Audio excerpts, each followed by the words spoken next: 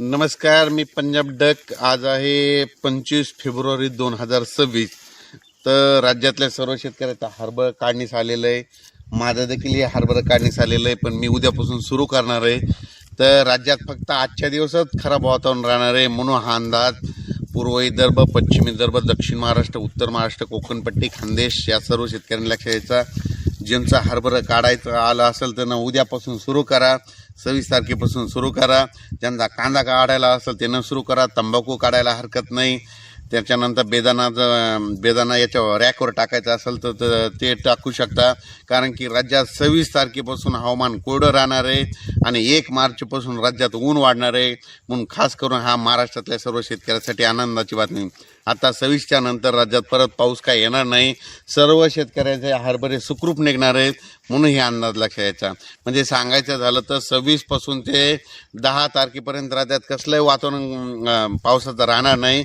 त्यामध्ये सर्व शेतकऱ्यांनी आपण आपलं हरभरा काढू शकतात, आपण आपलं कांदा काढू शकतात, गहू काढू शकतात, तंबाखू देखील काढू शकतात. म्हणून खास करून हे शेतकऱ्यासाठी आनंदाची बातमी.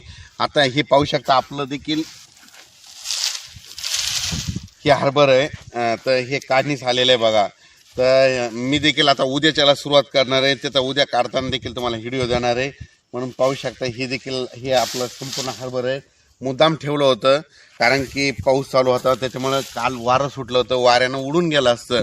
तर पण आजच्या दिवस राज्यामध्ये आज 25 तारखेपर्यंत राज्यात खराब वातावरण आहे म्हणून हा अंदाज लक्षात यायचा. 26पासून राज्यातलं वातावरण निवळणार आहे. 27च्या नंतर परत राज्यामध्ये कसलंही पावसाचं वातावरण राहणार नाही.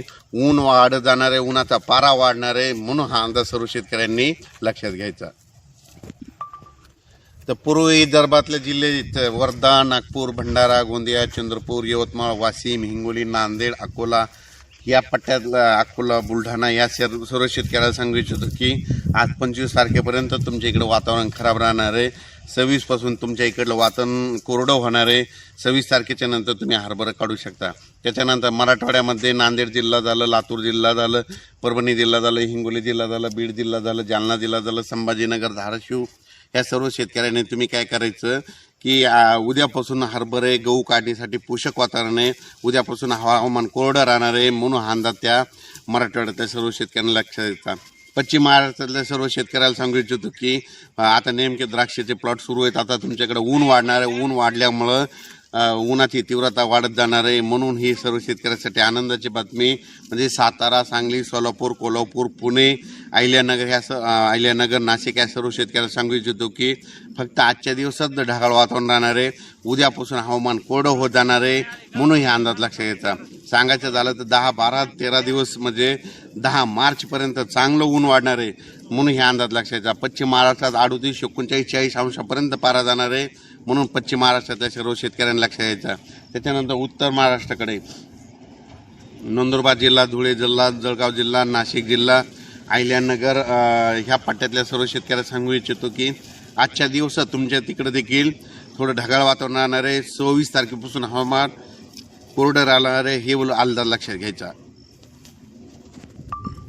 विदर्भ, पूर्व विदर्भ आणि पश्चिम विदर्भ 11 जिल्ह्यातल्या लोकांना सांगू इच्छितो. बुलढाणा घाटाच्या खाली नांदुरा, त्याच्यानंतर वर्धा, नागपूर, भंडारा, गोंदिया, चंद्रपूर, यवतमाळ, वाशिम, हिंगोली ह्या पट्ट्यातल्या सर्व शेतकऱ्याला सांगू इच्छितो आजच्या दिवस तुमच्याकडे वातावरण खराब आहे पण तुमच्याकडे मात्र 1 मार्चपासून चांगलं 41-42 अंशापर्यंत विदर्भात उन्हाचा पारा वाढत जाणार आहे म्हणून विदर्भातल्या शेतकऱ्यांनी आपलं हरभरा काढू शकतात, गहू काढू शकतात, कांदा काढू शकतात म्हणून त्यांच्यासाठी खास करून आनंदाची बातमी.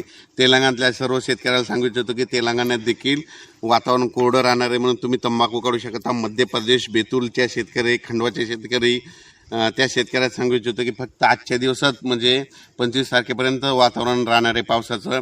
26च्या नंतर मध्य प्रदेशकडे देखील कोरडा हवामान होणार आहे म्हणून हा अंदाज लक्षात यायचा. म्हणजे सांगायचं झालं तर राज्यात उद्या 26च्या नंतर 27-28पासून राज्यात परत कोरडा हवामान होणार आहे. पाऊस काय येणार नाही म्हणून काही चिंता करायची गरज नाही. धन्यवाद.